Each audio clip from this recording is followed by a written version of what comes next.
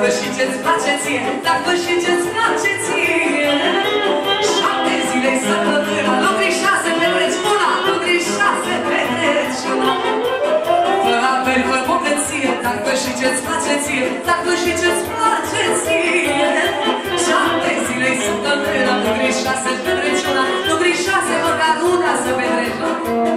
E o vorba adevărată, soarta e din ce lăsa, mai bună, mai rea. Dar o vorbă spune așa, cum ți-o faci cu mâna ta, tu cu mâna ta. E o vorbă adevărată, soarta e din ce lăsa, mai bună, mai rea. Dar o vorbă spune așa, seara asta e seara ta, chefuiește-te și dea.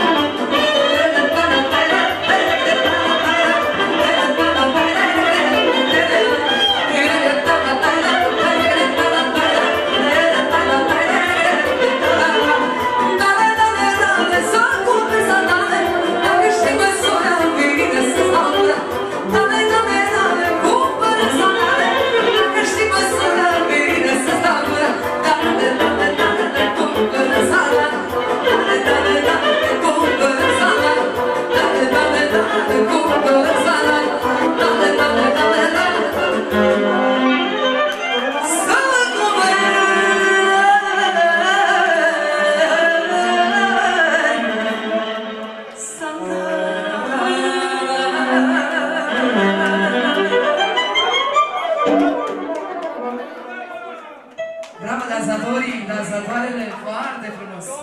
Vreau să luați din ecoul ăsta, că nu se mai înțelege nimic. Și să dăm puțin mai încet. Acum, dragii mei, nu o să scăpați prea ușor de mine, dacă tot am bătut drumul. Aș vrea și eu să văd cine cu cine a venit, știți? Și de aceea vă invit la un dans în doi, la câteva melodii de dragoste, sau mai popular spus, de strâns în brațe. La fel mă bazez pe doamne și pe domnișoare, ele vor invita partenerii la dans. Vă aștept!